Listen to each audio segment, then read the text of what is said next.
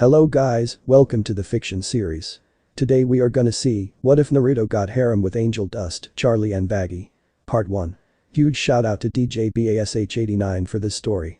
If you want more awesome fan fiction like this, don't forget to hit that subscribe button. So without wasting any time, let's get into the video. Prologue. Hell for the most part could have been described as being an eternal prison for wayward souls whose descent for everlasting suffering were brought upon them through their own undoing at some point during their lifetimes. In most cases, the depictions of hell would have been described as being a pit of fire, filled with the tortured screams of the fallen, whose anguished cries could be heard from all fleeing directions. The torment of these sinners would be brought upon them by their wardens, whose own existence could be described by many as being untold horrors whose very appearance, who could break even the most ardent minds, delved into a world of madness. It is to this extent that the arrival of a certain whiskered warrior from a world much different than his own were to soon be introduced to a different type of hell. An entirely different type of hell, whose very foundation would be shaken to its core by the arrival of this particular shinobi. End of prologue. West of Pentagram City. With a short firework spectacle briefly lighting up the red-colored sky, alongside the chime of the clock tower sounding off and resetting back to its default number, thus signaling the end of this year's cleansing hour. The end of the extermination also meant that the streets of Pentagram City were soon filled with the presence of many of its inhabitants, who flocked to the streets, as if the threat of their impending demise instantly disappeared, along with their fears and worries.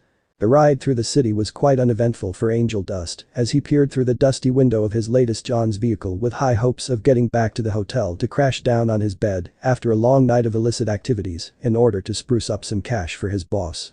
The jolting of the vehicle kept his mind preoccupied from thinking about Valentino and having to meet him back at his studio.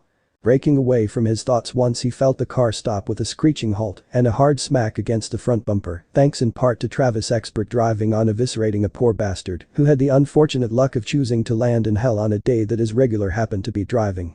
Without a moment's hesitation, Angel proceeded to exit the automobile and give his body a well-deserved stretch from having to endure a long night's work.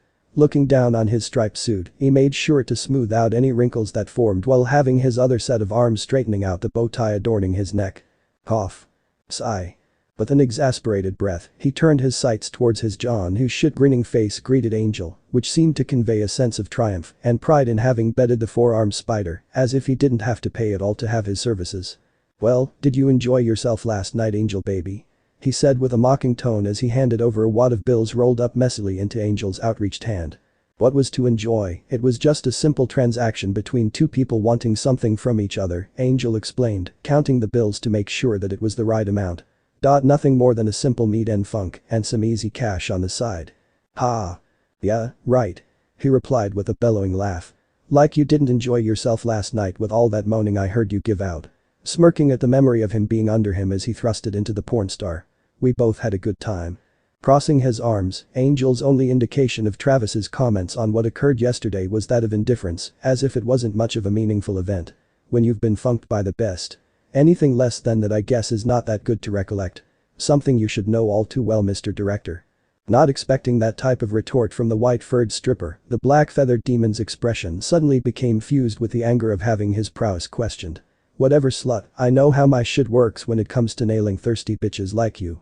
Angel on his end thought of Travis's outburst as a bit of an amusing act, as he knew the bird demon well enough to know what made him tick, two of which the spider made sure to use against a featherbrain in cases such as these. I'll be mighty careful if I were you, Travi, wouldn't want the word to spread to your wife that you like to stick your tiny pecker in anything other than her. Rubbing more salt on the wound. You wouldn't funking dare. But Angel didn't stop there. Do you think that just because I let you funk me in the ass, or having me suck you off in a cheap model, or some slum of a back alley that I enjoy having to go through all of it just because you pay me money for the fun time? Because sorry to break to ya snookums, but I've had much better than your sorry excuse of a prick. If looks could kill, Angel would have been dead 10 times over as all the color on Travis' face drained entirely at the thought of his wife finding out of his late-night ventures, as well as having his sexual prowess questioned by a cheap dime store twink that his face soon erupted in a snarling visage. Count yourself lucky that I don't just run you lanky ass over the hood of my car, he barked out as his mouth turned into that of a nasty sneer. So don't tempt me. I wonder what Valentino would say on having you threaten his most valuable asset. That did the trick in quickly shutting Travis up as he instantly turned pale at the thought. Not wanting to spend another moment in the presence of the ungrateful whore, Travis proceeded to press down harshly on the accelerator and speed off as quickly as he could in explosive haste, with only the roar of his car engine being heard from the distance and the smell of burning leather tires being the only thing left of his presence. See you back at the studio. Angel and his part could only shrug at his director's dramatic exit as he tangled with unpleasant customers before and now wanted to be left alone to head back to the happy hotel. His thoughts then conjured up the image of both his sponsors, whose current whereabouts were a mystery at the moment for Angie, as he was too busy dealing with Valentino to bother to ask what their plans for the day were going to be.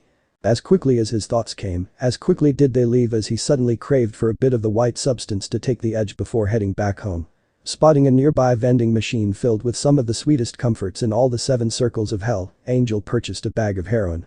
Hum to papa was all Angel had to say as in mere moments he would quickly drift away to a world filled with no worries and interruptions after such a long day at work. Only to have a bag filled with angel dust be swiped away by a hooded long-nosed ass. Hey. Angel's response on the spot. His assailant on the other hand. Up yours drag show. Some punk from the streets yelled back with his drugs in tow, all while making his escape. Only to have a large piece of debris land directly on top of him, leaving a bloody smear on the side of the road. All Angel could do was look at the bed of his precious powder lay scattered all over the ground as the thin plastic bag ripped open, leaving all the good substance to paint the pavement white. For the love my drugs. His sudden despair over the loss of his recently deceased bag of angel dust quickly shifted to pure anger as he heard the nearby explosions from across the street that he was near and looked up to a Victorian-age blimp floating near the area, shooting out cannon blasts all over the place, leaving a wave of destruction. Up in the over Pentagram City. The sound of machinery could be heard all around the airship as the front deck of the ship was buzzing with life as the many small rounded helping hands moved coordinately and making sure everything ran smoothly. The racks of the immense zeppelin could be equally heard by the sound of maniacal laughter by a large snake-themed demon operating the entire contraption. Ahahahahaha. These cowardly signers dare not hinder my territorial conquest of Pentagram City. A wise choice, the might of my machines are unmatched. With his hood open wide, he raised his head up high as a show of dominance. No other demon can dream to compare to the Lickus of I. Way to go boss. Yeah. You really showed them who's in charge. The praise given to him by his Eggman went unheard as Pencha wallowed in their appraisal of him, but soon turned to annoyance as some got too close for his comfort in an attempt to touch him. In any case, I would soon have total control over the west side of the pentagram by day's end, and then nothing will stop me from taking over hell as its rightful ruler. This all being said as he continued to maneuver the airship by pulling some of the main levers and pushing some of the buttons on the side. My ascendancy to ruling this blazing inferno will soon come to fruition, and then everyone will quake in fear at the name of Sir Pen. Edgelord. Pardon. Look at 2 of his minions behind him. Who said that? What did you say to me, you uncooked chicken scrap? He hissed out in a blind fury. Well, speak up. It wasn't us, Mr. Bossman.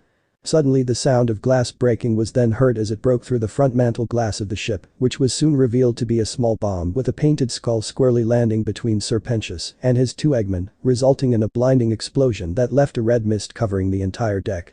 Coughs.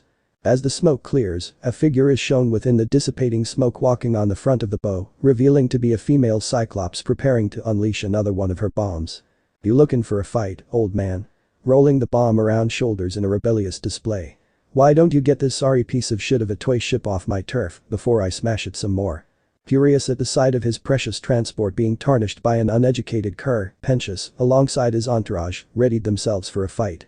You wanna go, Missy opening up the flap of skin on the back of his head, revealing an assortment of eyes that were all leveled at Cherry Bomb. Well, I'm happy to oblige.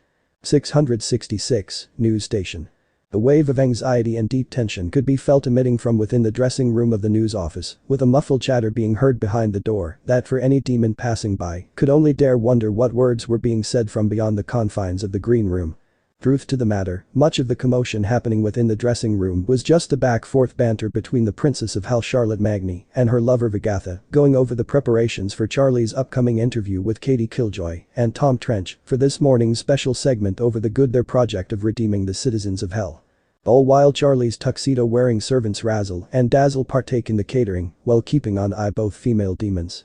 Though feverishly indulging themselves on the sweet delights of donut holes, they also knew to always be on their toes to keep their sworn target protected at all costs. Either when deemed necessary or when Charlie asked them to get the person at the moment who was clearly the one who was shouldering all the worry one can stand in order to keep things from getting out of control. The precaution that was taken as the heir of hell seemed to be trapped on the notion that every demon would gladly wish to be redeemed through rehabilitation. Regardless if they wanted it or not. Something that Vaggie had tried to convince Charlie about on numerous occasions. But like always, she was hard to steer from her convictions once she was dead set on them. A trait that Vaggie had come to both enjoy and be annoyed by her girlfriend. This is to say that it didn't mean that she wouldn't help Charlie with her goal, though it would help at times to see the truth in the face before committing to things that proved disastrous or potentially dangerous. As the likes of holding an interview with one of Hell's leading news hosts who can make or sink anyone with just a few words alone. Especially from the likes of Katie Killjoy, who had a twisted habit of tearing down people for no other reason than for her own amusement. A notion that had the former exorcist secretly worried about if things went south if Charlie didn't play her cards well. One wrong move, and it would be very hard to try to sell people on the concept of redemption through rehabilitation. And that started by getting her to get real focus and be real serious about the challenge up ahead. Okay, I think we need to go through some of the key points once more, just to have a better grasp on some of the topics we need to place a heavy emphasis on, just to avoid having any trick questions thrown our way, said Vaggie, in an attempt to better help Charlie focus on the task at hand. Relax Vaggie, I already know what to say, replied Charlotte. We've gone over the list already plenty of times by now, and I can guarantee you that I have memorized them all by heart, she stated with the utmost confidence that everything would go as planned. I know Han, but we need to make sure that everything goes according to schedule, because we both need this to be successful if we want the hotel to do well. She stressed out as she looked over the list once more before looking over to Charlie and seeing her giddy with excitement at the prospect of having to share her project with the entirety of Pentagram City. Knock. Knock. The sound of knocking was heard, which was then followed by the opening of the door as a lizard-spotted intern with a headpiece and a pad on one hand entered. We're all set to go, Mrs. Morningstar, he said in a raspy voice. Giving herself a quick look over from the mirror's reflection, Charlie straightens out her bow tie and proceeds to exit the green room, followed closely by her compatriots. It didn't take long for all of them to reach the anchor desk that the intern held out a hand signaling for Vaggie and the two goats to stand behind the line as they were about to go live. Charlie in her part was quickly ushered to sit down on the guest chair and told to wait for further instructions. Vaggie in her part could only faintly whisper out some assurance to Charlie. A gesture that went unheeded as Charlie gave her a simple thumbs up at her. This would then have the Princess of Hell come in close proximity to one of the city's leading voices in news, Katie Killjoy. Having to look up due to the sharp contrast in their height, Charlie was welcomed with the irritated face of the anchorwoman, whose crimson eyes only stared down at the royal heir with nothing but contempt of having her near.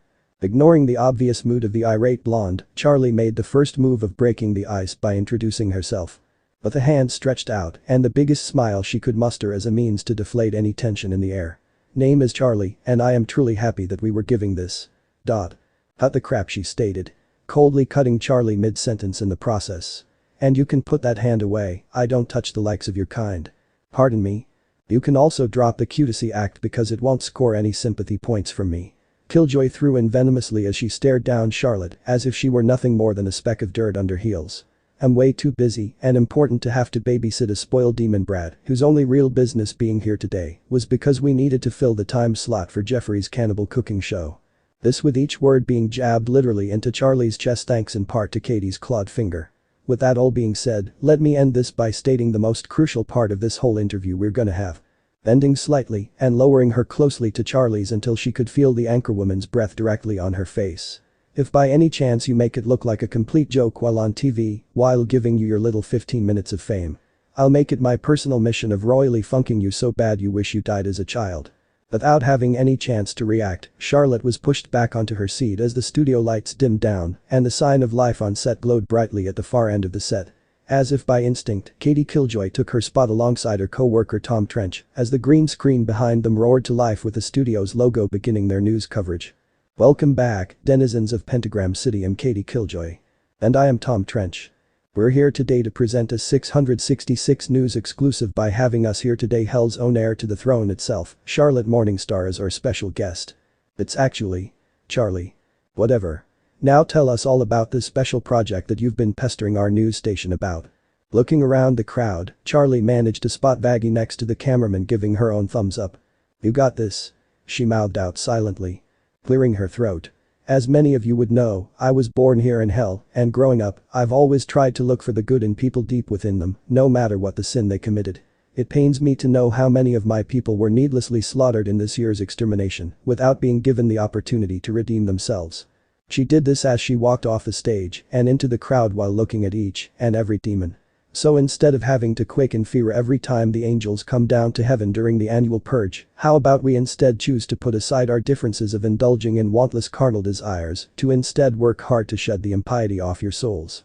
And with a sudden leap towards the anchor desk, she flung her arms wide towards the crowd, all while sporting the largest grin she could make. To enter the gates of heaven. The sound of a pin dropping inside the studio would have caused a loud echo to be heard as the deafening silence shrouded the entirety of the set as everyone looked at Charlie with total disbelief over the dramatic speech she gave out about her plans on redeeming demons. No sooner than that was the sound of erupting laughter quickly overtook the room as each and every sinner could not control themselves in laughing at the stupidity of the demon princess. Charlie in her part seemed confused over the sudden outburst of the crowd as she looked at the surroundings of everyone laughing at her and caught glimpses of both news anchors wailing in hysterics. The feeling of embarrassment and sadness quickly started to take a build-up within Charlotte that was further intensified by the sight of her friends Vaggie, Razzle, Dazzle looking very uneasy over the current development of the interview going terribly wrong. What in the seven circles makes you think that a single demon in hell would actually give a flying funk over wanting to better themselves? Just because.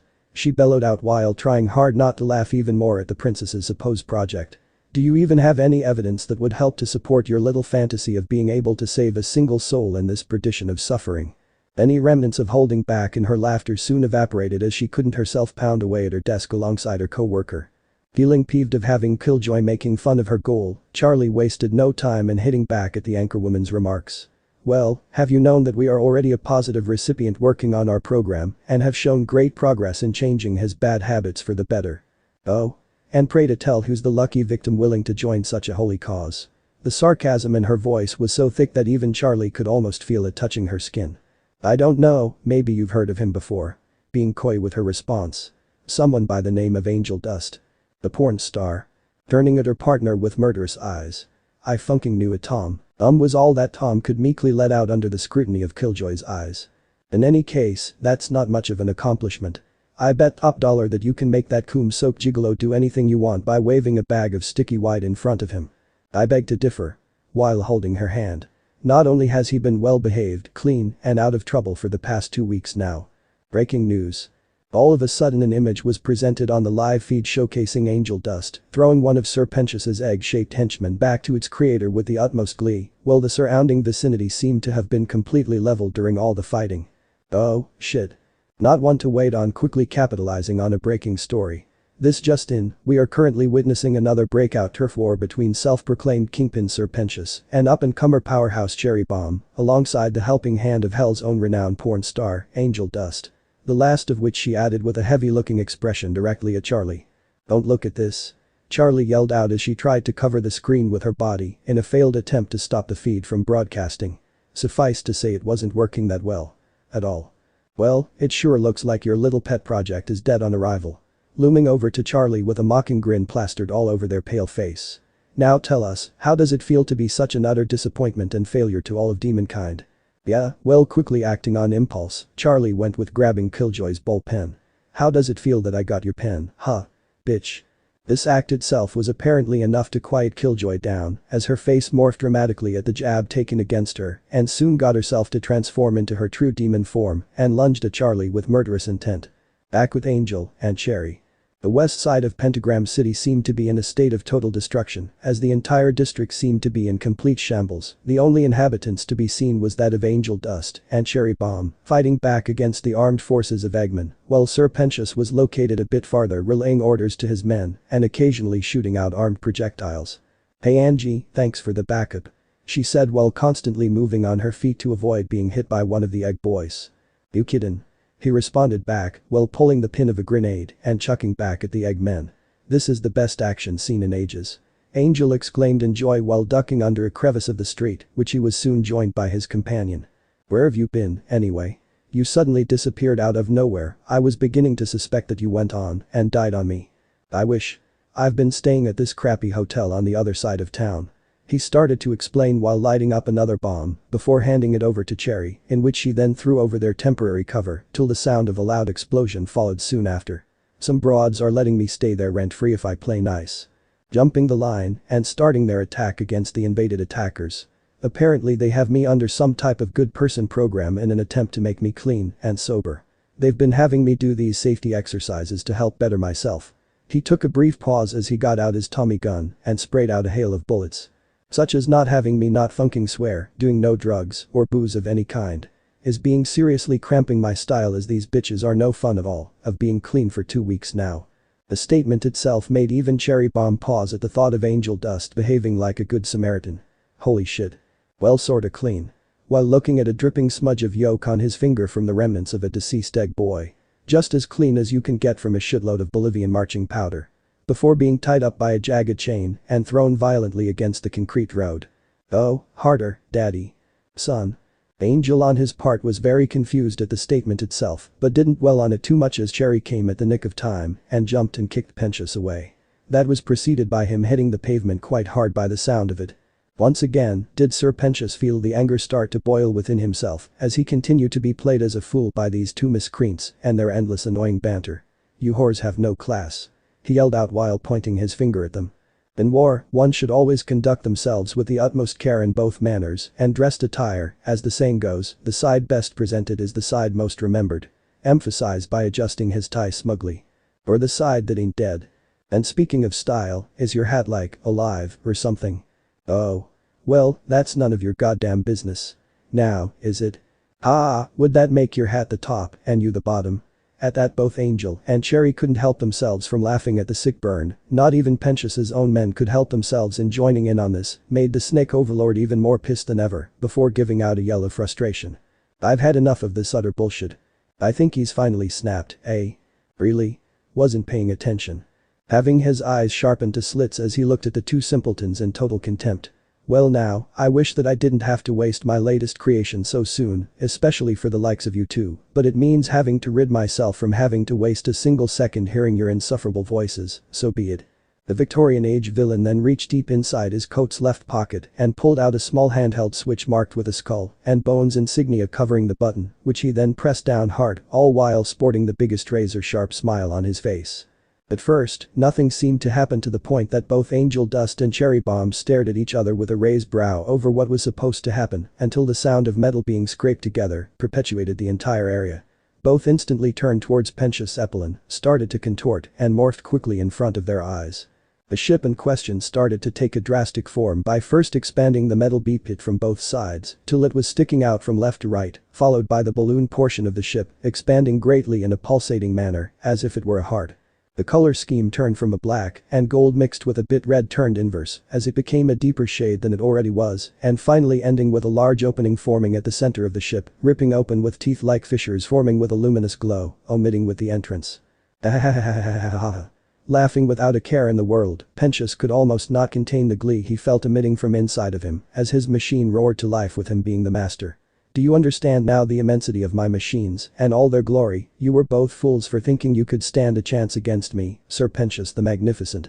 At this point, both troublemakers could not expect to take on such a large machine as it slowly made its way towards them as the light in the center of its mouth started to shine more brightly with each passing second. Maybe we should hightail it out of here. And give up my territory to this pompous prick. How do you imagine us both taking on that flying vibrator? Just give me a second to think. We'll think faster because that thing is getting closer by the moment. Before Cherry could reply back to her friend, she noticed something odd once she took her eyes off the monstrous blimp to look up at the sky and noticed a strange occurrence happening. It didn't take long for Angel to look upon what his close friend was looking at, and once he did the only thing he could say to perfectly sum up the situation. What the funk? It was at that moment when all the clouds in the deep red sky seemed to have mysteriously disappeared with not even a single cloud in sight and the stars themselves took on an ominous glow, but none glowed brighter than the gateway to heaven itself as its halo began to tremble uncontrollably. If by any chance that any of the many denizens of hell cared enough to look up at the sky, they would be beholding to such an interesting development, but given that this was the home of countless sinners and other otherworldly creatures, it seemed nothing out of the ordinary for its inhabitants. But for those with a more keen eye to such events, it would instead be taken as a sign of something in the works that would soon spell a major change waiting to happen. All across the 9 realms, overlords, Gosha royalty, and the 7 rulers of hell all seemed to share the same sensation of strange energy pouring out from the skies themselves. Luckily a certain camera crew was also there covering the fight between the two overlords to notice the event transpiring before them. Cannibal colony.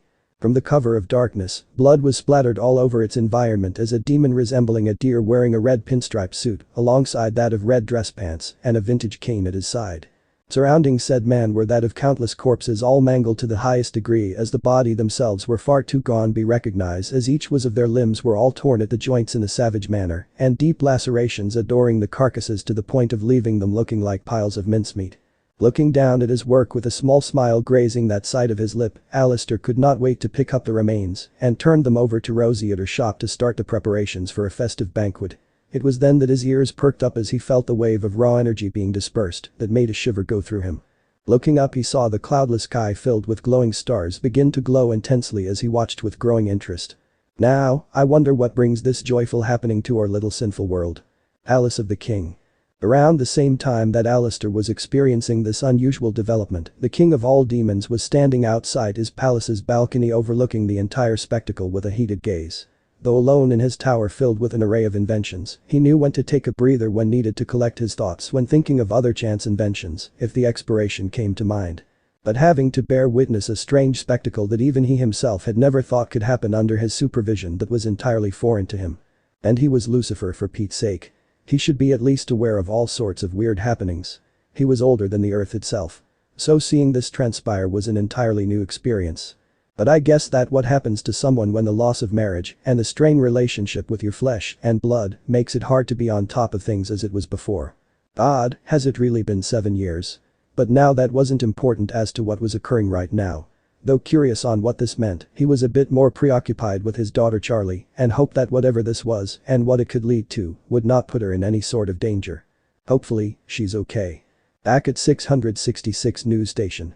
Pandemonium seemed like the right word to describe the current state of the studio as the fierce fighting between both Charlie and Katie Killjoy led to the thrashing of not just the main anchor desk which then moved towards the catering table leaving a huge mess scarred around and resulting in much of the audience leaving was the show was called off.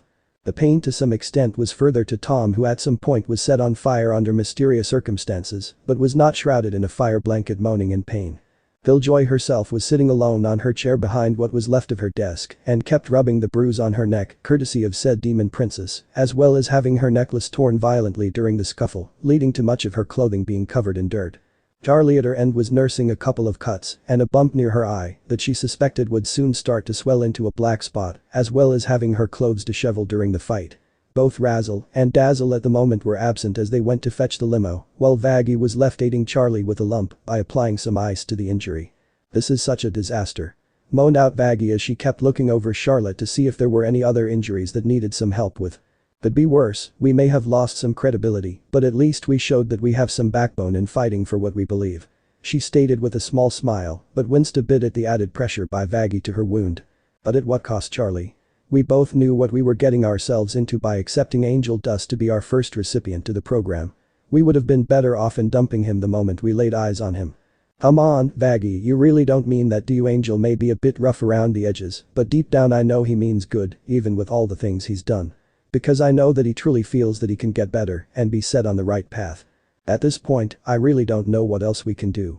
Given how much of a hassle it is from keeping Angel from swearing up a storm that I am beginning to feel that we won't be able to help other sinners find redemption.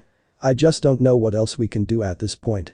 I just think maybe we should just give up on this whole idea and save whatever shred of dignity we have left. Looking at her girlfriend with wide eyes over such a comment on whatever they were doing right made her stand up in such haste that it made Vaggie take a step back in shock. Please don't say that, Vaggie.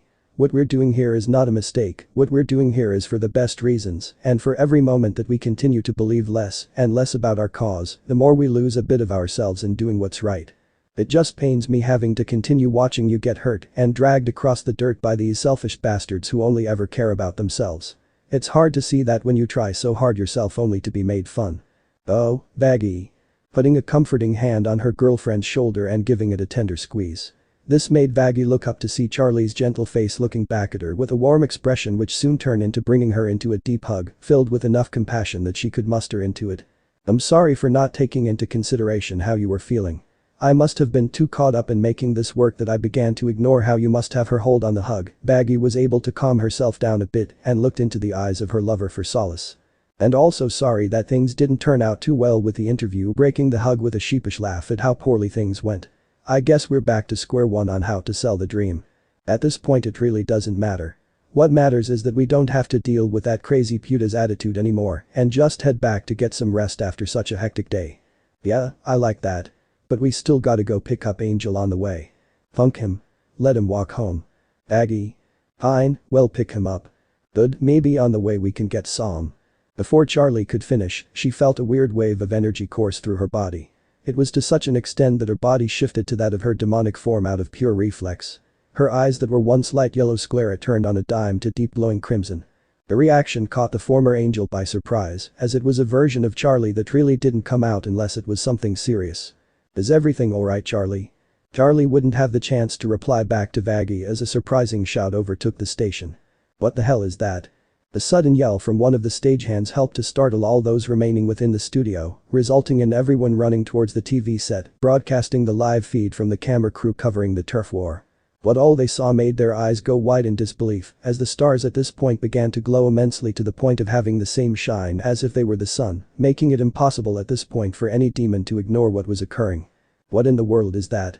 At first silent, but then. I don't know, Vagatha, I really don't know. Before anyone could react, the sound of a huge explosion was heard coming from the west side, followed by an immense quaking that shook the majority of the buildings for miles on end. Even the news station wasn't spared of the rumbling. The station itself soon plunged into darkness. Back with Angel and Cherry. The explosion itself helped further cause major damage to the already wrecked west side, as the nearby buildings were either blown apart or barely left standing. It would have been a miracle if any demon who stuck around during the Overlord spat to come out unscathed. Not even Sir Pentious Blimp seemed to exist anymore, as it was wiped from existence in a blink of an eye.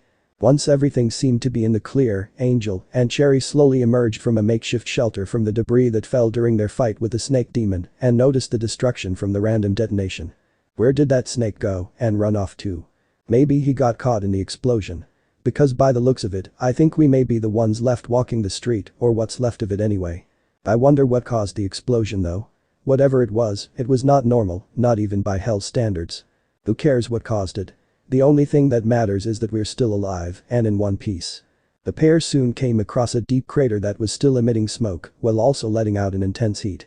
Something that didn't bother both of them given how they literally live in hell. What happened next caught them by surprise. Angel, is that what I think it is? Either we're both high as a kite right now and don't even know it, or we're seeing the same thing here. What they saw in the center of the basin shocked both of them no end, as what they perceived to be impossible was clearly lying not that far from where they were standing. A sight was clear as day and getting more perplexing by the moment the longer they stood there gawking. It's a funking human. Prologue. Years following the end of the Fourth Shinobi War and the defeat of the evil moon goddess Kaguya at the hands of Earth's mightiest warriors, the nations of the Land of Fire welcomed a new chapter of peace and prosperity that helped join together former enemies into a close alliance with each other. The peace holding together the tight bonds of former rivals would soon be shaken once more as the unexpected attack by the force to be extinct came to threaten not just the peace and stability created in the country, but that of the safety of the entire planet. A threat that came from the most unlikely of places. The moon. To be more precise, an attack orchestrated and executed by a member of the Otsutsuki clan. One that was hellbent in setting out to complete an ancient prophecy that would see him at the center of restarting civilization in his own vision. And how things have been panning out with the rest of the nations placed in a state of panic due to the actions of Toneri. It was time for the combined efforts of both heirs of Ashura and Indra to put an end to the world-ending threat from one of the last surviving Otsutsuki. End of prologue. Otsutsuki Moon Fortress. Both heroes were able to land on the surface of the moon thanks to Sasuke's Amenetejikara ability that helped them spare no expense in arriving in the inner core of the moon. Time was of the essence as the planet itself was falling victim to being bombarded by the satellite as pieces of its surface gave way due to the heavy pressure of the Earth's gravity, breaking chunks from the exterior. Did you ever imagine yourself ever setting foot on the moon? Too bad, is it all for the wrong reasons? I know that, but still we're currently standing on another planet. Who else can say the same thing? It's not every day that people are given the opportunity to travel outside of Earth. What about the time that Kaguya transported us through multiple dimensions during the war? That was different. How the hell was that any different from what we're doing, Naruto? Because it wasn't fun. Neither is this. I get that part, but we've gotten much stronger since then. I'm not trying to insinuate that this is gonna be a walk in the park, only that with our combined strength, we'll surely have the upper hand. We first have to take down the Tensogun core, and once that's done with then I'll start to feel comfortable enough with our current odds against Tenari. As much as I hate to say it, but the Uchiha is right, kid. Since when did you start taking sides? Only the sides that make sense. Traitor. Fine, I won't say anything else. The sooner we take care of this, the sooner we can go back home. Or back to Sakura. Shut up. The duo continued their journey in silence as they proceeded further deep within the castle, all while clearing a path through the many of Tenari's puppet army and other forms of dangerous traps hidden in plain sight. It wasn't long before both were able to reach the center of the moon's core. Unfortunately for the two shinobi, they weren't alone, as a certain individual was there waiting to greet them. Well, I was starting to suspect that the two of you would never show up. And blame us for being late for time visiting the moon. I would have hoped that your lowly species would willingly submit to your inevitable demise, but I guess that was asking for too much. Sorry to disappoint. But given that our home is in the midst of being torn apart by a madman with a petty vendetta, we would have hoped to arrive much earlier. The remark of being petty went unwarranted as Tenari's right eye twitched at the statement. How about we end this feeble chatter and get straight to the point? Are you ready, Naruto? Let's kick his ass, Sasuke. Keeping a short distance of a few feet from where Tenari was standing, both ninjas kept a wary eye on their target as a means of making sure to not fall for any sort of tricks, thus they entered into their respective battle stances. As if by second nature, Naruto's body instantly became shrouded in a golden cloak that emitted a strong but natural flow of vitality. Sasuke in his part activated the power of the Rinnegan while unholstering his blade at the same time. The Otsutsuki in return wasted no time either in relishing in the energy of the Tensogun that quickly covered his entire body in an ethereal green glow that closely resembled that of Naruto's tail beast mode. No further words were spoken as all three combatants took a split second before launching into a foray of attacks, all of which quickly started to decimate the interior of the core. A series of shadow clones soon populated the underground and launched themselves as speeding projectiles towards Tenari, who was able to sidestep each and every one of them as if they were too slow to touch him. Not waiting for an invasion to join in the struggle, Sasuke found his opening in sneaking behind Tenari and brought down his katana at blinding speed at his enemy's back. No sooner than that he did was his sword intercepted mid-air by the tight grip and forcefully pried from his hand and then kicked in the abdomen, sending him flying back. Not letting up and creating more clones of himself, Naruto hid himself within one of the crowds in attempt to land a flurry of hits, but was instead proved to be failure as all the clones were dispersed as soon as the fiend himself spread out a barrage of energy projectiles throughout the surroundings. Without having a moment to conjure up more clones, Naruto felt himself being lifted by the throat and pummeled by countless blows all over his body and thrown violently upwards through multiple layers of rock until stopping with a loud thud on the seventh sheet. Before he could react, Tenari followed up his attack by landing a devastating kick directly on the blonde midsection, with a resounding crunch being heard. The force of the attack further propelled Naruto through the interior crust, sending him flying into the wilderness of the forest outside of the castle. Fire style. Phoenix Flower Jutsu. Tenari almost took a moment of glee in savoring his infliction of pain upon the blonde nuisance, but was cut short as he soon got taken by surprise by a series of flaming projectiles exploding once they came into contact with him. This was soon followed up by a powerful jab to the side of his kidney and another straight to the temple that quickly placed him under a severe spell of disorientation. He finished his attack on the pale madman by hitting him with the blunt of his kusanagi with full force, resulting in the emerald fiend being sent careening through miles worth of soil with a thundering explosion. Sasuke quickly shunshed to where Naruto was and was surprised at the sight of his friend struggling to pick himself up while also struggling to breath. Are you alright? I feel weak all of the sudden. The bastard absorbed too much of your chakra with all those hits he landed on you. I'm working on trying to restore as much as he took, but whatever technique he used damaged some of your coils, so it's taking a bit of time. Are you serious? If I wasn't, I wouldn't have brought it up, you dumb idiot. So just don't let yourself get too close for him to drain any more of your power. What was it you said earlier about this being easier than Kagaya? I still stand behind those remarks. He exclaimed while getting back on his feet as he felt some of his energy returning, albeit a bit slowly for his taste. Besides, we know that Tenari relies heavily on the Tensogun for his power, so if we're able to destroy that, then he won't be much of an issue to deal with. As if the enemy had heard Naruto's statement about his supposed weakness, the ground began to shake uncontrollably from the direction in which Tenari was sent flying, that both ninjas noticed the ground near the vicinity begin to rise from the soil and begin to take form.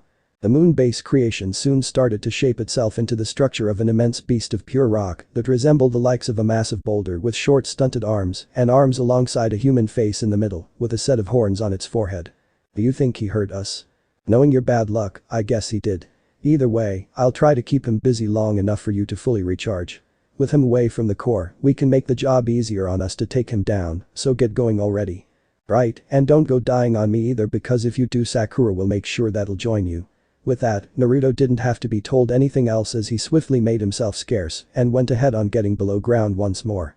But his friend Sasuke himself began to accumulate a huge surge of chakra and began the process of unleashing his ultimate armor, Susanoo, as the beast began to get closer to his general location.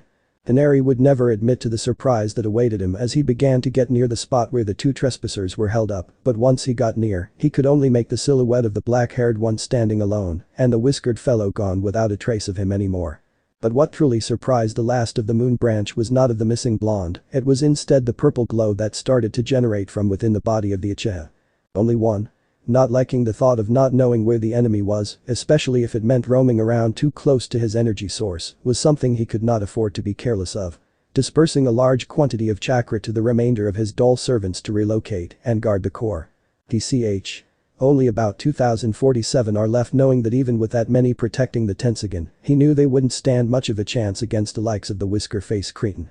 I need to end this as soon as possible. What happened next happened too fast for Hinata to anticipate as the creature that he was currently on suffered a hasty blow to the side to the right of his face, leaving a major dent. The rock behemoth was almost tossed to its sides by the weight of the punch, but quickly found its footing. The damage on its face is starting to heal thanks in part to the energy being provided by its creator. The sight of a purple arm retracting after landing the blow was enough for Hinata to see a sight that shocked the last of the moon branch, which was the purple glow appearing from within the body of the Uchiha that took physical form and began to grow tremendously at a fast pace. The now complete Susanoo then jumped at the chance of adding more of the same damage to its target, but Hinata wouldn't let himself get caught by surprise again. Such a worthless gesture, he stated by dusting off some of the dirt that landed on him during the first impact. You won't be able to stand a chance against my golem, the longer you fight the stronger it becomes. Noticing that started to feel drowsy after landing the first punch, Sasuke looked at the fist that he used and saw cracks starting to form as a sign of the chakra being weakened. I'm beginning to hate chakra absorption. He said while looking up at the smug face of the Otsutsuki whose eyes oozed out a wave of self-superiority. Not style or any shred of originality, just a human-sized flea draining the strength of others. Skill. He looked as if he wanted to laugh at such a notion. What will be the point of having to resort to petty distractions when absolute might is the only true essence in winning a battle? I'll just prove how much of a coward you are. A man too scared to rely on his own power and instead having to resort to stealing at those stronger than yourself. All of which was stated while maneuvering Susanoo in a battle stance with its newly formed sword held up high. Well, how about we put that sentiment to the test, shall we? To prove his point he decided to add a bit of chakra into his creation, making it grow much bigger, with added arms growing from its back. The moment was yet from over as Hinata glowed much brightly as he slowly entered the massive creature through its head, leading to the entire structure to take up a greenish hue with its eyes having a menacing tint to them. If I knew being inside a bulk of rocks felt this terrible, I would never consider doing something like this. His voice came out of the mouth of the monster, but entirely warped beyond recognition. But given the circumstances, I'll make an exception. I just hope that idiot is there by now. He didn't have much time left to ponder over the fate of his friend as Hinata made his push to attack. Just hurry up, Naruto. With the thoughts over the safety of his friend gone, he then moved ahead to meet the enemy head-on with his own attack. Why the hell are there so many damn mannequins? Said blonde could not have understated his current predicament any better, as the large number of duplicate dolls were never ending in sight and growing at the moment, with each new wave appearing from all general directions.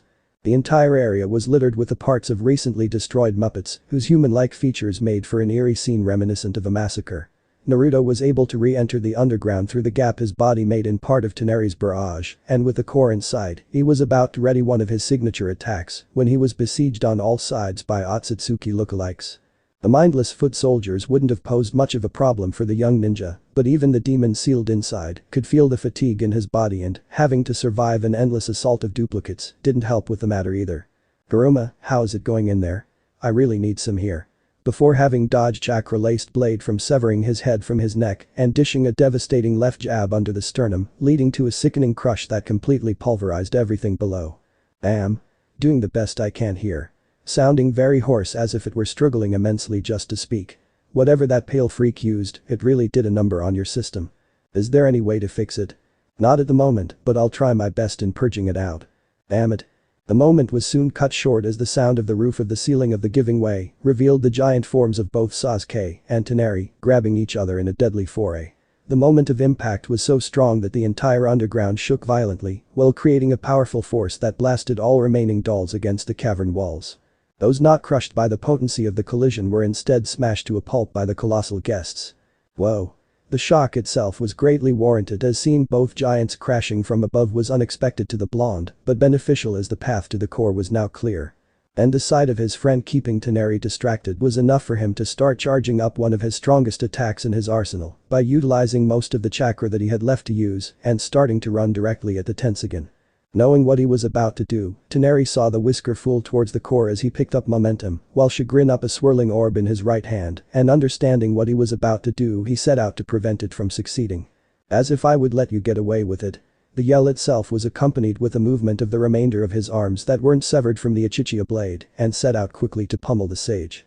Only to be intercepted by Susanoo when it grabbed the rock behemoth from the back, intertwining his arms underneath the rock behemoth, preventing his arms from moving and slowly pushing him down.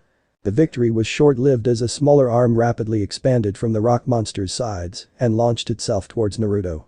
The young sage once spotted a gigantic hand reaching towards him, and it seemed to have almost touched if it weren't for the arm to instead redirect his movement as Sasuke tilted Toneri to his sides that resulted in the entire creature moving towards the right. The shift of the giant hand almost made the blonde sigh out a breath of relief if it wasn't for said rock appendage hitting the bridge connecting the Tensogen, leading to its utter destruction. Seeing the bridge continuing to fall apart, Sasuke quickly threw Toneri to the side and extended Susanoo's hand to create a makeshift bridge before feeling a rough clasp around his armor, holding him place from moving an inch and feeling his chakra leaving his body rapidly. The sight of Toneri leaving his vessel and flying towards Naruto, who at the moment was able to use Susanoo's hand as a pad to jump up towards the core with his attack at half-mast ready to release at the power source. This made the Uchiha worry, so he acted fast by shooting a shuriken laced with enough chakra to convert into a destructive missile. No, you don't. The anger in the Otsutsuki was laced with such hate that his vision was clouded in red, with a tinge of worry, as the blonde crept closer mid-air at his most valuable possession. Just a little bit closer, said blonde was sweating profusely as the Rasengan in his hand turned dark gray as a white swirl started to form around it, but not quick enough. How much longer, Kuruma? Right about now. QB's shout echoed throughout his vessel's mind with such urgency. Go now, before he catches up Naruto. Right. The Rasengan was now complete and now inches away and landing on its target, but fate had other things in store for the Uzumaki. Seeing the attack coming closer to the Tensogen, Toneri shot out a massive beam of light towards Naruto, but it seemed that his aim was clouded as the shuriken thrown at him made contact, creating a huge block of smoke. This led to Naruto's attack hitting true. Hailed Beastras and shuriken. Time seemed to have slowed down as the attack slowly started to rip through the core for the Uzumaki, but what he didn't anticipate was Toneri's attack also coming into contact with his own around the same time. The combined forces would soon erupt in a tremendous discharge that became a huge quake that could be felt throughout the moon, engulfing the entire room in a blinding light. As Naruto was too close to the target, he was enveloped by the blast that took him and Toneri together. The explosion came and went as briskly as it formed, with the only light coming out of the crater that was formed from Sasuke and the Otsutsuki during their brawl. Said Uchiha, who was safe during the explosion due to his armor shielding him from the damage, but once he gathered his bearings, the view that greeted him made the pit of his stomach churn. Naruto. The surrounding that greeted Naruto was that of black and white color as he was thrown in a strong current within a vortex that kept spinning around violently. He could feel his entire wanting to come apart as the pressure within the cyclone felt like it was tugging at his entire body. Within the revolving whirlpool, the sight of pitch black and pure white lines circling around the blonde was a dizzying view, but what made even worse was the dark void at the end of the ride seemed too frightening to consider what would happen if he went through it. Uzumaki. As if his problems weren't made bad enough, the view of Toneri slowly coming towards was something that the young sage never wanted to see, but soon morphed into expression of terror as he single-handedly saw his foe being ripped apart within a split second. Kuruma, are you seeing this? He desperately to his closest companion as the feeling of his growing heavier grew. I need some help. Here. The reply came quickly, but dreaded. I need you to listen to me now. In a tone as serious as Naruto had ever heard Kuruma used before. You won't last any longer inside this void, and right now I am trying my best in making sure you don't get shredded into pieces. So I want you to follow what I have to say without objections. Alright. What I want you to do is concentrate all of your chakra and form a barrier around yourself. he instructed his jailer with the utmost expertise. And I want you to form a protective barrier around yourself because by the looks of it, you won't survive what lies at the end of the line. Got it? He wasted no time in setting up the blockade, but he could still feel the pressure from within. Okay, I have it ready, what's next? Pausing for a moment, Kuruma chose his next words carefully. I'm gonna release myself. What? Almost making him speechless at such a request. But you won't survive being outside. And neither will you. Speaking to him as if it were a child being spoken to by his father. But at this point we both know how it is gonna end, and I'll be damned if I am gonna lay around doing nothing and trying not to see you die in front of me. You gotta do it. Don't be stubborn about this. His voice almost cracking as he spoke. Especially now his voice becoming more quieter with each word spoken. Is my choice, I'll do it with or without your permission. I don't want you to die. His voice almost went silent at the end. We've been through so much over the years and now you want to punch out, then I won't accept this. Adding the outburst to nail the message across. Stubborn to the end, eh? You damn right am. Well, I guess I have to be the one saving your life one final time with that declaration. Kuruma unsealed himself and set materialized outside of Naruto's body right in front of him. Don't do this, please. Sorry, but that's one request that I can't do, he stated with a heavy heart as he placed his paws around the barrier surrounding the blonde and proceeded to input an influx of chakra, helping to reinforce it to the best he could. The storage of power into the protective circle took up a golden glow as the immensity of power poured into it started to take drastic change. The pressure of being outside took immediate effect upon the giant beast as he could feel his body starting to break. DCH. The pain soon started to take a toll on the fox, and with all the chakra that he was giving up, it was only a matter of seconds before he was entirely vaporized.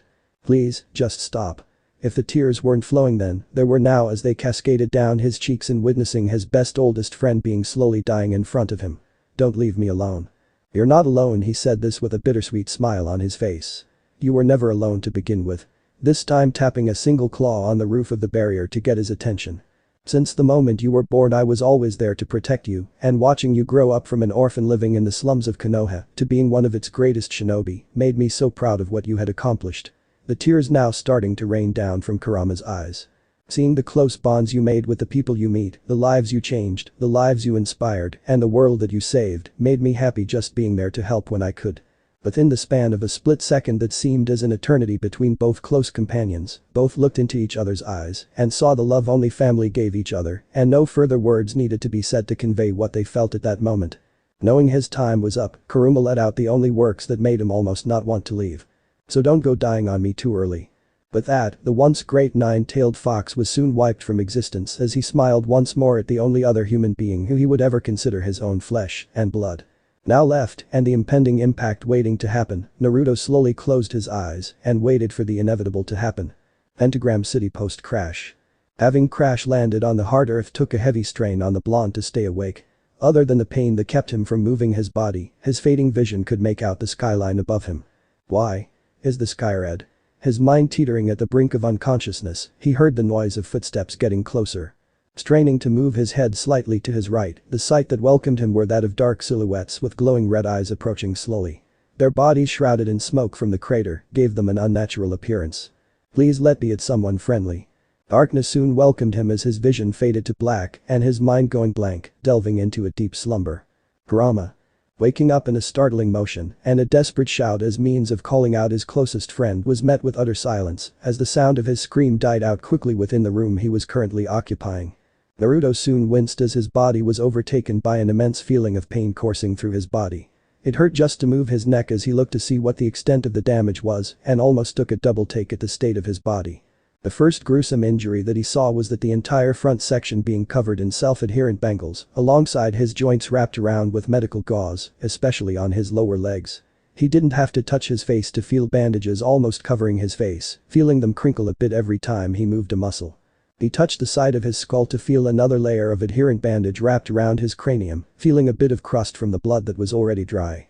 Removing it stung a bit, but having a bloody cloth wrapped around his head was no longer necessary. The assessment on how his body was physical if he were being treated at the hospital would certainly have been mandated to be bedridden for months on end. This would have been acceptable to most who were of normal origins, but for the biology of a certain Uzumaki, his was far from being normal.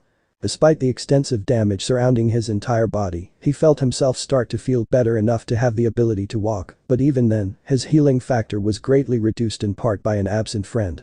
Don't think about that right now, just ignore it for now, and first make sure that you're at least somewhere safe. His thoughts keeping him from thinking of unwanted reflection made him aware of his surroundings for the first time. So to say that he was surprised would have been the understatement of the year, as the room that he was currently in looked straight out of a nightmare. The first obvious clue that made him compare such an image to his quarters was that the entire layout was covered in red wallpaper, which has seen better days, as there were either peeling off the walls or ripped to pieces. The furniture itself was a different matter altogether that made the back of skin crawl in fear, as they all shared odd features that resembled teeth with jagged ends sticking out of cushions and chairs. The oddest part of their looks was of the eyes placed randomly over the furnishings, adding to their creepy appearance as if they were alive. The same could be said about the portraits hanging on the walls that made him feel as though was constantly being watched. Thankfully that wasn't the case once he got a closer look and saw the pair of eyes spread around and stood in place. Thankfully the bed he was currently lying on was perfectly normal, albeit that was not saying much given the environment he was in. Oh. The moment he managed to get on 2 feet did his body feel as though it wanted to give out due to the pain he still felt, but knowing that he had gone through so much worse before than a simple set of sore limbs. I need to get out of here, he faintly said as his mind made him see double vision briefly, but soon subsided. But I can't leave roaming around half naked, he said while looking down at his wardrobe that mainly consisted of his medical tape and a pair of boxers that weren't his own. This made him blush at the thought of somebody seeing him naked without having any sort of recollection. I must have been in such a sorry state if my clothes didn't make it. Luckily he was able to spot a clean bathrobe and a set of slippers hanging off the rack of the closet. It's not much, but I'll have to do it for now. With that, he slipped out of the room without a moment's hesitation.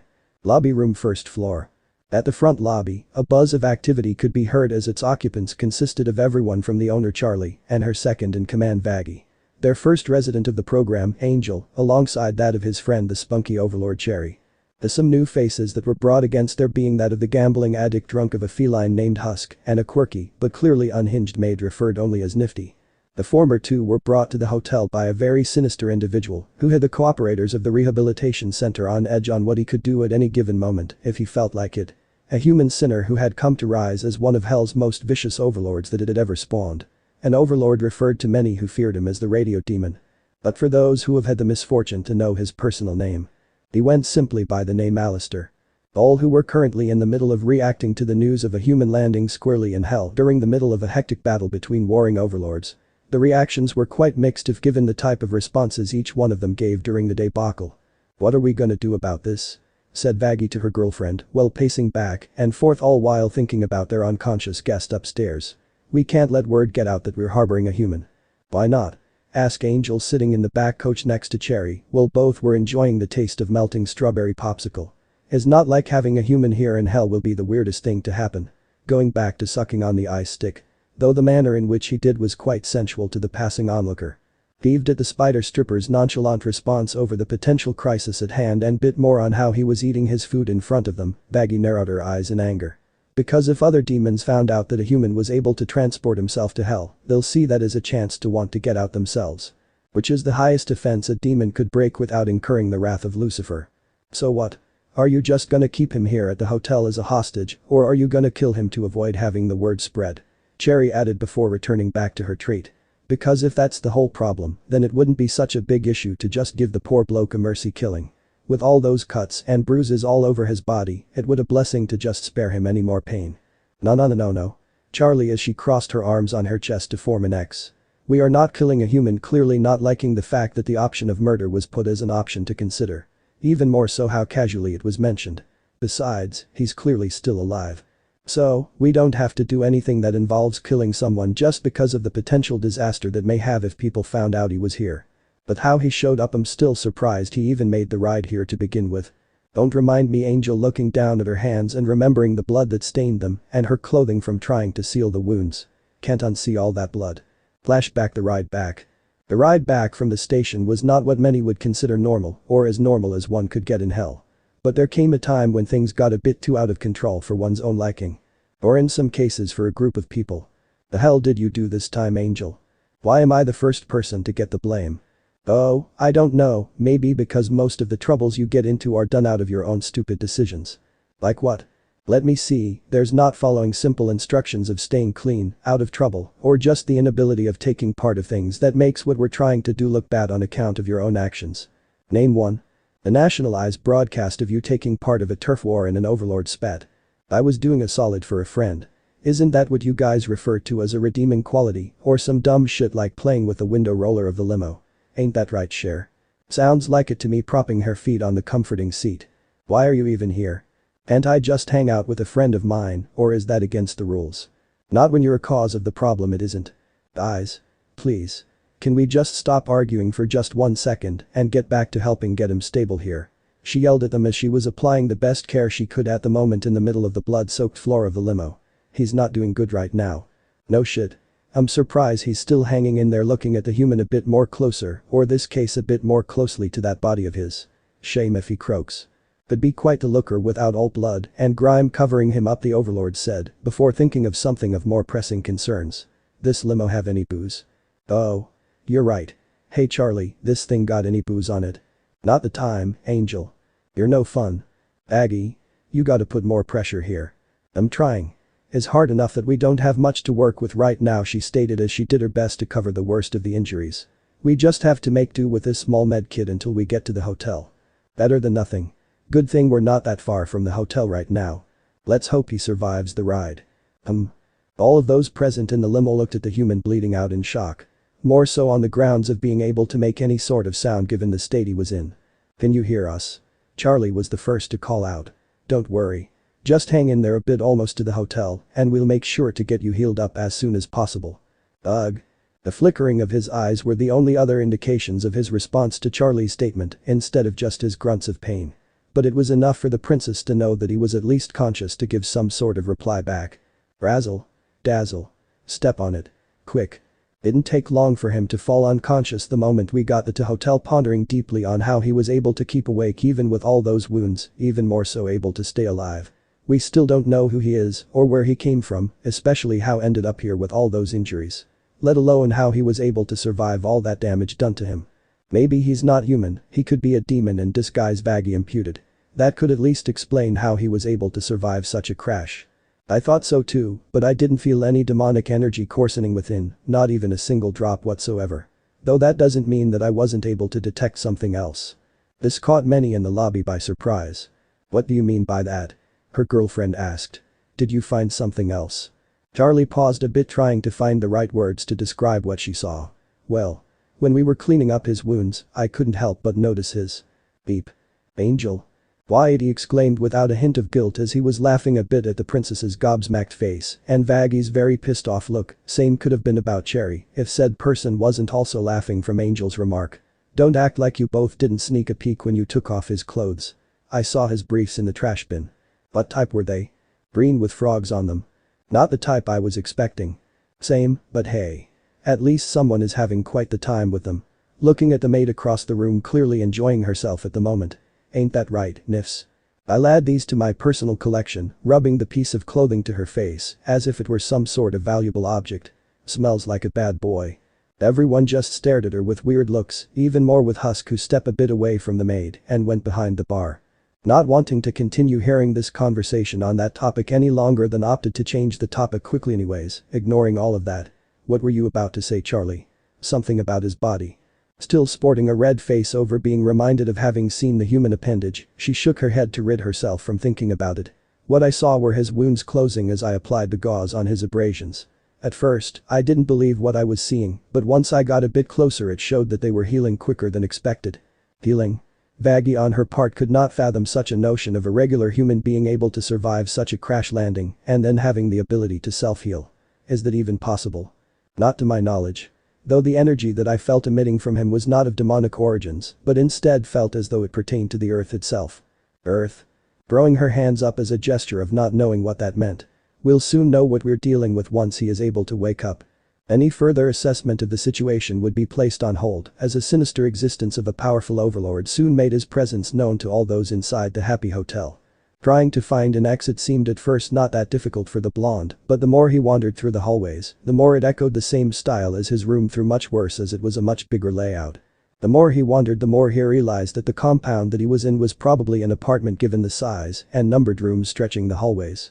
Using the elevator would have been the blonde's first choice in getting out, but suddenly decided against it at first glance due to how the metal contraption looked faulty and ready to give out with the slightest weight added on top of it.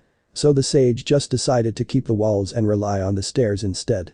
Checking to see what floor he was on, he silently rejoiced in finding out that he was already on the second level. Finally. I thought I was gonna be wandering all over this place forever. Celebrations had to be cut short as the moment that he got close to the lobby was when he heard a loud commotion stirring around. Still clinging to the walls, he crept silently until he reached the side of the wall, that the second he peeked over the wall was when his eyes almost came out bulging out of its sockets. The one's inhabitant on the first floor was definitely not human to begin with, as all of them were of different sizes and had odd physical characteristics that made them stand out but still retained some sort of semblance and looking slightly human. Starting off with a pinkish tall figure sitting on one of the stools next to a female with a single eye talking to a scraggy feline. He saw how tall he was, which if you could estimate the height would probably be around 8 feet, but seeing that it was wearing heels, the stature would still range at about 6 to 7 feet. He next noticed the slender build with white fluffy hair with pink details on its fur. The face was layered with eyeshadow and eyeliner under his eyes, which were pink, with the left pupil-less eye being dark sclera. Naruto also saw a bit of light reflecting from the mouth he took as being a gold tooth, which was normal if it weren't joined by a set of fang-like teeth. Something that must have been a common trait, as everyone else had the same type of jagged pearly whites to a certain degree. The rest of the attire consisted of a white suit with pink stripes, a black and pink bow tie, a black choker, pink gloves, a very short black miniskirt, and long black boots reaching the thighs. The person standing next to the spider was clearly more female than her companion, as the clothing she wore proved to be a bit too revealing. A key feature in her looks had to be the heavy mascara eyeball that was colored crimson, adorning a pink sclera centered around a large X-shaped pupil. The clothes spoke of her spunky personality, as the garments on her back were that of a red off-shoulder crop top with a bra clearing showing, a reddish torn-up miniskirt with the 2 buttons on the front, with one loose suspender attached at the hem, and ripped-up black leggings underneath. The paleness of her skin also helped to highlight her pink freckles, as well as a tattoo of a heart with lines circling each other on her right arm. The footwear simply consisted of red and white boots that helped ascend and giving her a height of 6 feet. The one behind the counter seemed to have been practically naked if it weren't for his entire body being covered in dark gray-brown colored hair, overlaid with white fur on his face, torso, feet, and upper arms. His red eyebrows had dark red vertical stripes near the tips and a small black-shaped heart above each brow. The eyes themselves were brown tint with yellow-orange irises. With the majority being untamed, most of it stuck out like feathers that had a mix of red, black, and white stripes. The most distinctive trait that an anthropomorphic cat had was his large red wings with black lines on them, with symbols of playing cards marked all over. Other than the top hat he wore with a gold coin decoration, finishing with a red bow tie around his neck. The next one that made his eyes hurt just by watching was the small sprite who must have been below the 4 feet, kept running around the first floor, cleaning every imperfection that she could find. Having similar features as the other female cyclops, her one big eye colored in hot pink and orange sclera with a yellowish iris made up much of her face as it took center stage. Her short, scruffy red-pink hair contained yellow undertone, the same with her sharp teeth that were also similarly tinted, as if they were gold, with 2 pink dots adorning the sides of her mouth. The attire consisted of a dark pink scarf, a white shirt with pink dripping dots along a pink skirt with a pinkish doodle design covered with yellow dots. The next two were huddled near the fire mantle, lost within a deep converse, but whatever the topic about must have been alarming, as the female with the long white hair sported a look of worry. Said female was slim-bodied with her skin being of lavender tone. Her facial features seemed odd, as her right eye was ivory white with her sclera being a light pink. The left eye was a different matter altogether, as it was missing from its socket and replaced with an eye patch decorated with a pink X. The clothes themselves were pastel, reminiscent of Gothic fashion, alongside a white mini dress with grey X across her bust and a matching color waist belt. The theme of grey didn't end there, as her fingers were clothes and slate evening gloves and choker. This was greatly contrasted by the person she was talking to. The woman in question had long blonde hair tied together in a set of 2 black scrunchies. She sported pale white skin that was accented by the red dots on her cheeks. The eyes were colored black, with the sclera being a light yellow. The garb she wore consisted of a white shirt underneath a frilly red-colored tuxedo jacket, paired with aubergine-colored trousers with stripes at the end of the legs. Those two seemed to be the more human of the bunch. Having now scoped the bottom floor, it seemed that getting out from the front entrance would not be an option. "I guess I'll wait until nightfall for everyone to be asleep to leave unnoticed." Deciding to go back to his room before they had a chance of spotting him the instant he tried to sneak out was interrupted by the present something behind him. Something curious. Turning to look what was behind did he spot a single red eye looking at him silently. Suddenly startled by the unknown creature that managed to sneak up on him, the young sage took a step so fast that he accidentally tripped over the carpeted floor that made him tumble down the stairs. If his plan were to escape without being seen, then his crashing entrance down the stairs threw those expectations out the window. The loud commotion caused the hotel's inhabitants to see what was going on and were very surprised at who it was. He's finally awake. Having landed face first on the carpeted floor would not have been the finest moment for the Uzumaki whose riddle-damaged body could not fathom any further pain afflicted to itself. Shit. That foo. King smarts. His outburst caught everyone by surprise. He was able to walk out of his room with the type of injuries he was carrying, but none were more surprised than the feline bartender and the short maid. Holy shit, you guys weren't joking. Spilling a huge whiff of his drink that missed out on cherry, but trenching Angel's front coat with whiskey. Watch it. You funking furball. Trying aimlessly to dap the clothes with a napkin in an attempt to stop it from spreading. What a dreamboat. Demon or not, the cycloptic maid could not help herself in ogling the blonde. It was further enhanced as the said blonde was mostly naked due to the bathrobe being the only thing covering much of his body. This made Nifty's eye glow in complete lust as that soul eye of hers was going crazy looking at the half-naked man with such intensity. Almost to the salivating at the mouth. Seeing the human struggling to get back on his, Charlie was instantly on his side putting his arm over her shoulder. Vaggie soon joined her girlfriend in giving a helping hand to guide the injured man to the nearby couch. Placing him gently on the couch, the heiress looked over his bandages to see his wounds opened up but was glad that they didn't. Are you okay? Yeah. I'll be fine. I just need a minute to catch my breath. Despite the state that he was currently in, she had to accept it as the wound seemed to be doing fine. Either way, you shouldn't be up and walking in your condition. If you needed any help, you could have used the phone next to the bed to call for service. Looking at her inquisitively as though he wasn't used to handling tech that looked inhumane, he decided to keep quiet at the remark. He then turned his attention to the other woman who helped him and was a bit taken back by the cautious look she had in her eyes. Realizing she was being looked at, Vaggie straightened up. What? You're staring. Sorry about that. It just is not every day that a human is down here. Down here? He asked as though he wasn't sure what she meant by that. Well, trying to find the words and how to break it down gently as possible. It's just that you're currently in hell. The sudden burst of noise drew all three's attention towards the red-striped suit demon who interjected himself into the conversation. More like suddenly appeared out of thin air in front of the shinobi's line of sight. You, my whiskered friend, are currently in the down below while pointing his one-eyed cane at him.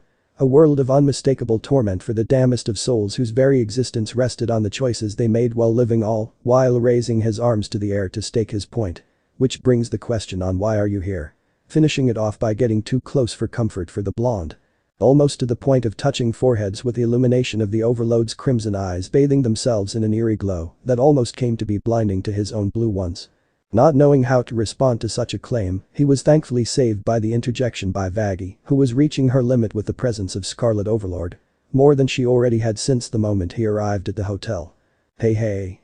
Pushing herself between both men, how about you stand back and learn not to get into people's personal spaces, placing herself as a barrier.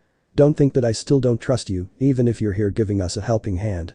I mean no disrespect, just wanting to state the obvious onto why a human is here in hell with the rest of us. He won't be able to answer if he's too scared to tell us. I know he won't be scared of me. The voice was too close for Vaggie's assurance. The blonde didn't have a chance to move as he felt the right side of his body engulfed with a warm soft feeling of fur and multiple arms grabbing his back and front legs with a firm touch.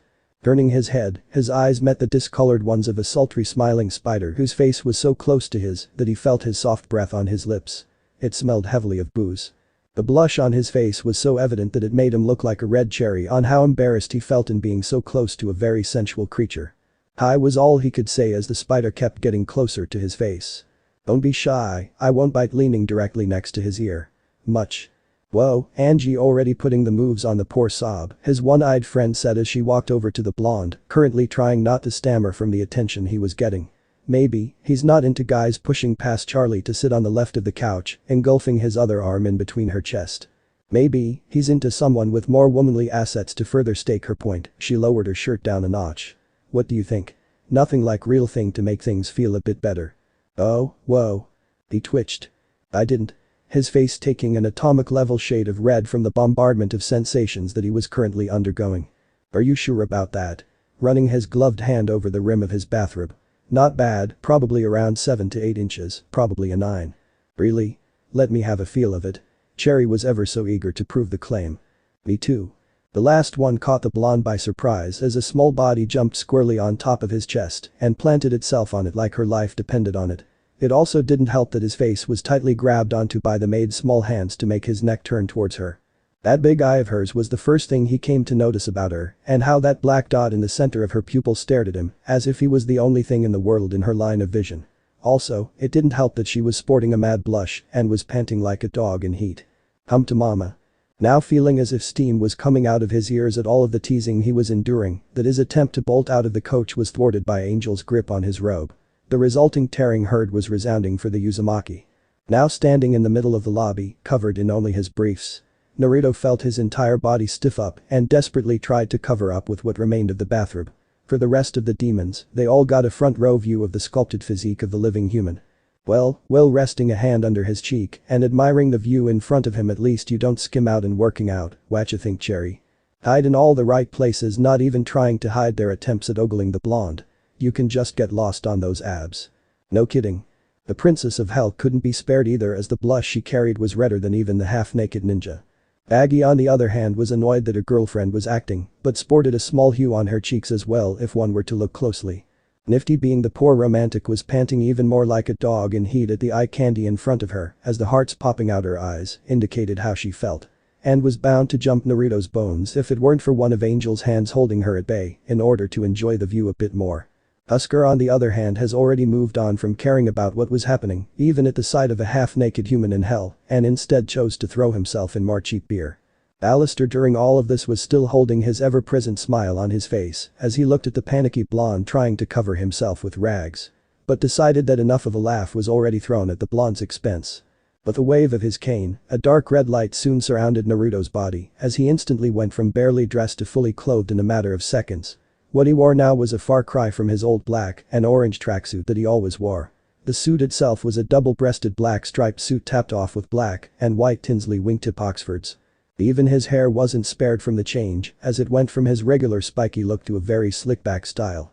How in the world did he do that? Whatever else he may wish to say was interrupted by the dear fiend who managed to once more get too close for his liking. Now that's what I will refer to as a man who knows how to make himself presentable. Nothing beats the feeling of having a good set of threads on hand, placing a hand on his shoulder. Even if it means clothing the like such as yourself, Mr. Uzumaki. Naruto Uzumaki given a quick look over at his new clothes. Thanks, I guess, for giving me these clothes. Don't mention it, one should always be presentable, no matter where he may be, taking a quick glance at the surroundings of the hotel. But sometimes exceptions could be made. Ignoring the last comment he said, he turned his attention to the hotel's owner, who seemed a bit out of place in talking to the newcomer. "Hi there, my name is Naruto Uzumaki," holding out his hand, which she returned in kind. "Hi there yourself, I mean hello, my name's Charlotte Morningstar, but you can just call me Charlie, everyone else does." The rest followed suit in introducing themselves. Name's Vaggie, crossing her arms together while giving him a questioning stare. "Cherry Bomb, if you ever want a good time you know who to find," pointing at herself with an infectious smile. "Hi. I'm Nifty, anything that you want clean feel free ask," and I mean anything, staring at him with such a fevered look that he could feel it from a mile away. That one he had to keep an eye on at all costs. Husker, and don't you forget it. Gives me a headache having to repeat myself, not even bothering to look up as he was already on his 6th bottle. He turned to the cane-wielding individual who gave him his new clothes. Alistair, and that was pretty much all he had to say on who he was. The last individual to be was the one that got him a bit hot under the collar by getting behind him and placing his head on his shoulder. "The name's Angel Dust, but for you can call me whatever you want." Once more wrapping his arms around his midsection. What have I gotten myself into? So this part ends here. Alright, that's it for today's video guys. Let me know in the comments section how was the story, and also don't forget to like, share and subscribe. I will meet you in another video. Bye bye.